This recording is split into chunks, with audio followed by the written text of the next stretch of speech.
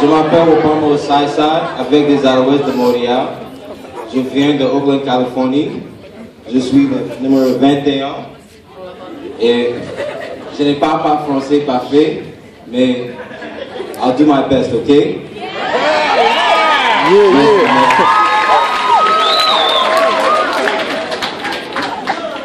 J'aimerais tout d'abord remercier l'école secondaire Saint-Henri de nous recevoir chaleureusement aujourd'hui.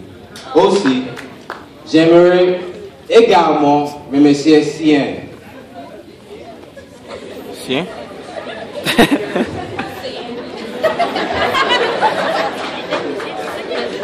Mais Sien, c'est un nom de gars.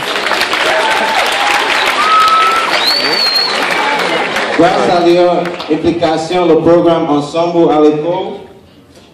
à l'école est présenté à plus de 60 000 étudiants à travers le Québec chaque année.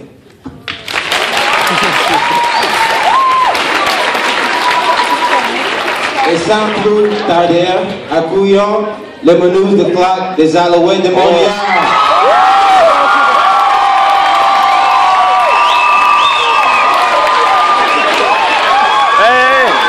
J'ai pas assez de zoom.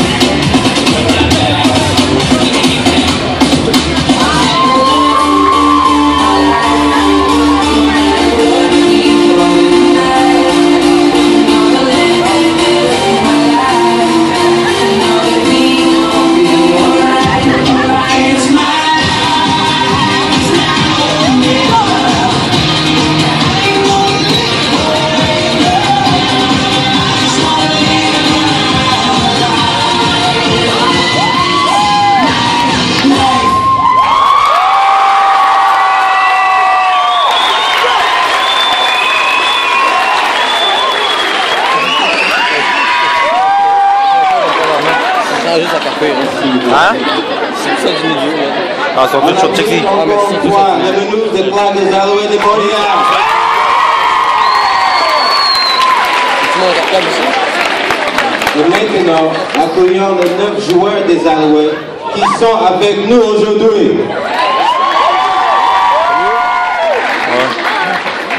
Est-ce que c'est plus ça? Un moment.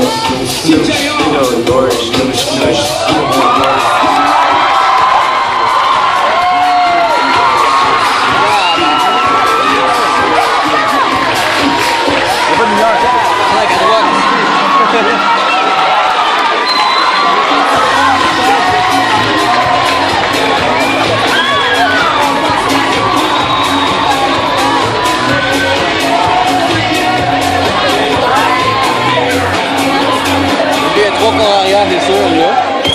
Ouais. Hein? 3 corps arrière. 4. 3 corps arrière. Ah. Le 4. Ils sont full. Parce que le noir, là, c'est. Le tueur, là, il est sorti dans le français. Pas encore. Ouais. Ah, je sais, il y a une mistake.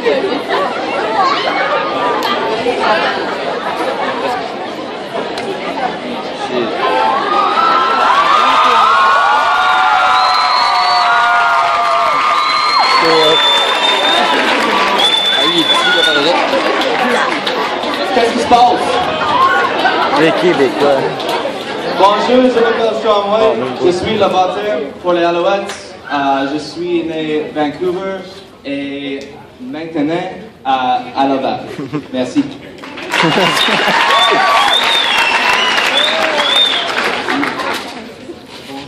je suis Ahmed Pal, numéro 40. Je suis ailier défensif pour les Alouettes de Montréal. Et je suis né ici à Montréal, alors vive le Québec!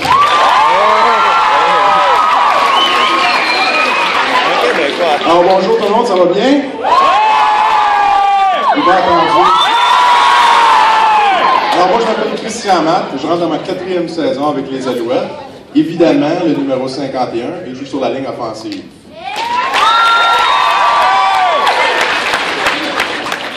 Bonjour. Bonjour, je m'appelle Scott Flory, numéro 57. Je joue la ligne offensive pour les Alouettes pour 15 seasons? 15? Hey, calm down, I'm not that old. Pour 15 saisons. Merci beaucoup.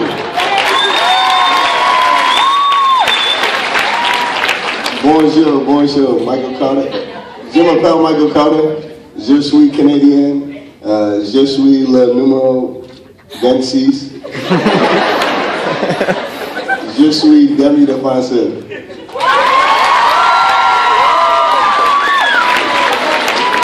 Bonjour tout le monde!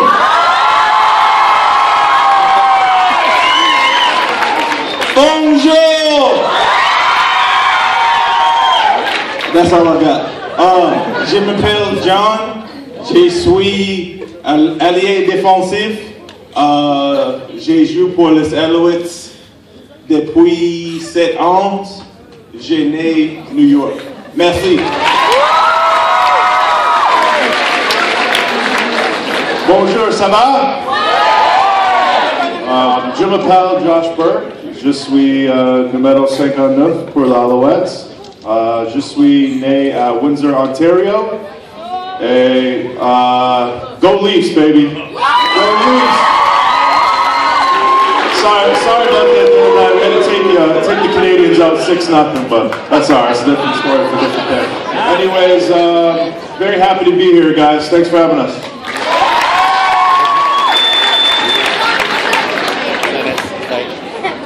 Bonjour tout le monde, ça va bien? Excellent, moi aussi, nous autres aussi. Bon, mon nom c'est Martin Bédard. Je suis numéro 37 pour les Alouettes, évidemment, comme vous pouvez le voir. C'est ma 5e année l'année prochaine qui s'en vient, donc c'est ma 4e année avec le programme. Puis je suis né à Québec. Merci beaucoup de nous avoir aussi. Bonjour tout le monde, je suis Anthony Barrette, je suis le numéro 55 avec les Alouettes. Je viens de finir mon première saison avec l'équipe et je suis aussi né ici à Montréal. Merci beaucoup.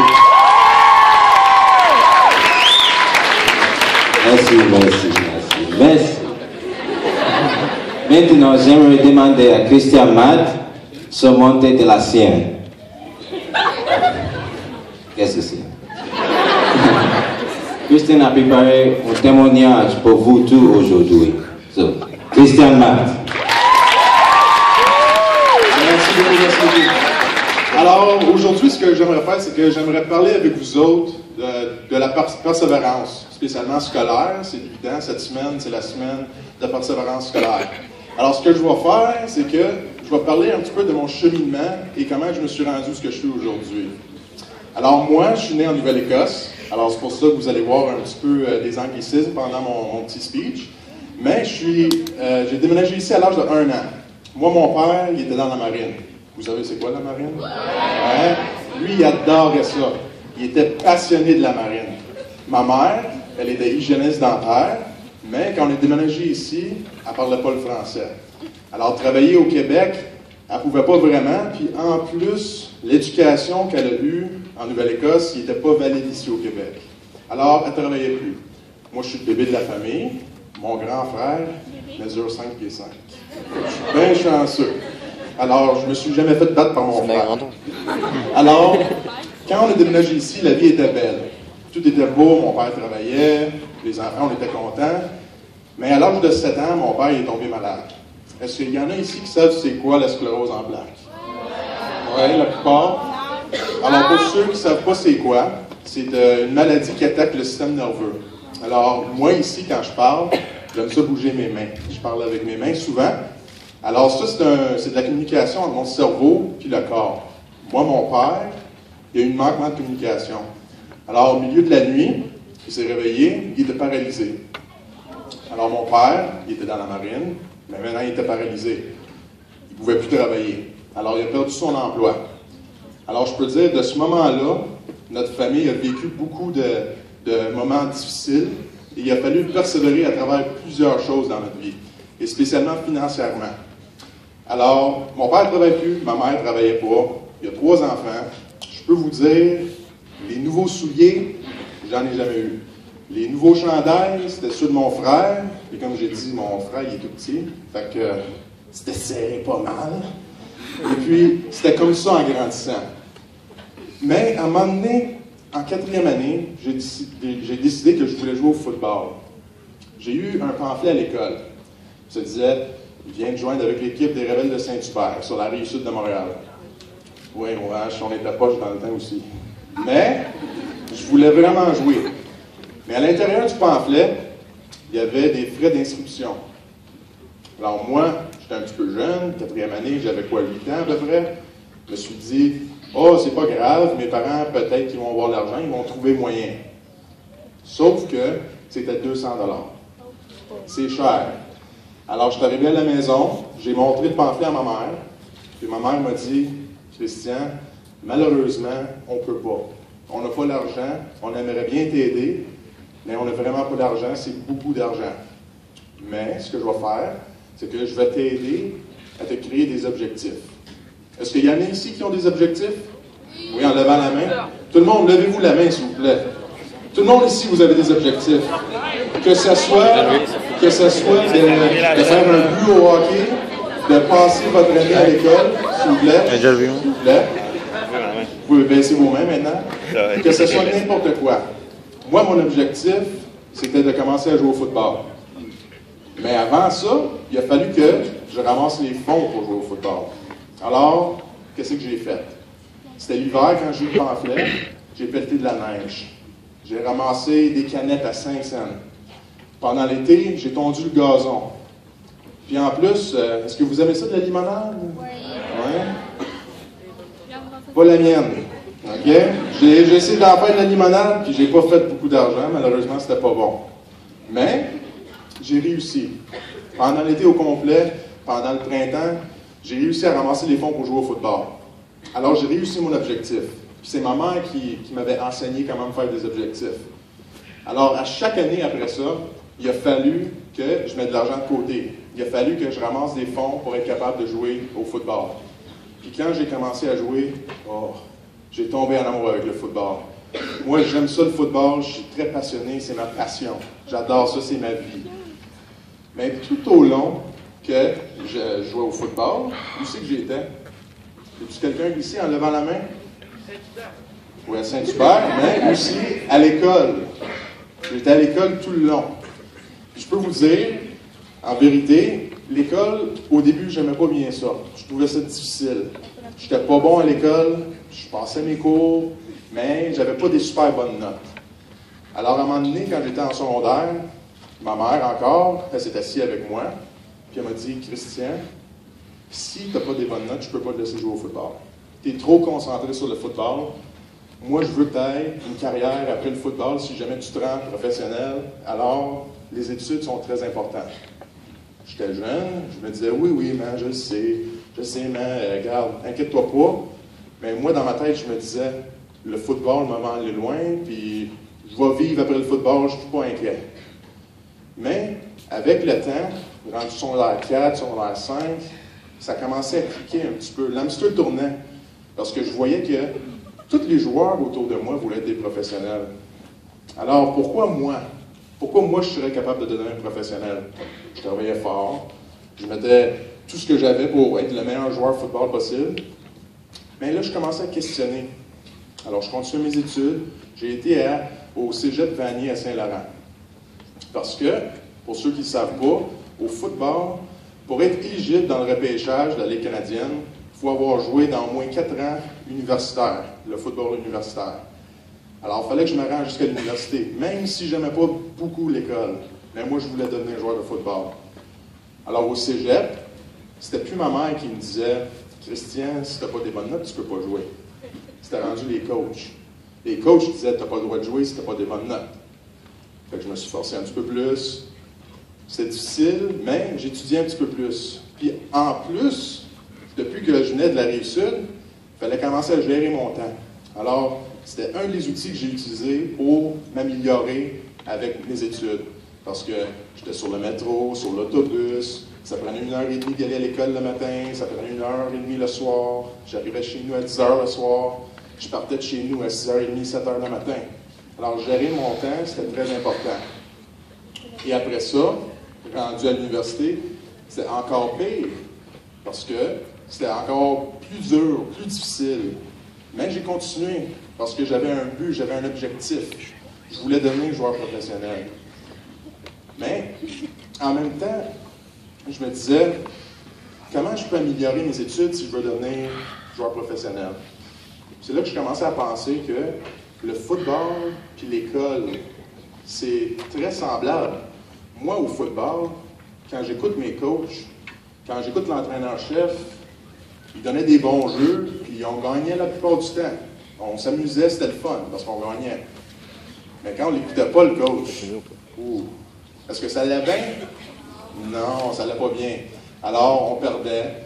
Le jeu, on n'a pas réussi notre jeu, on n'avait pas de succès. Alors, je me suis dit, si j'aime le football, tant que j'aime le football, si je fais la même chose avec l'école, si j'écoute peut-être mes coachs à l'école, c'est qui les coachs à l'école? Les professeurs. C'est qui l'entraîneur-chef? Directeur ou directrice, dépendant sur l'école.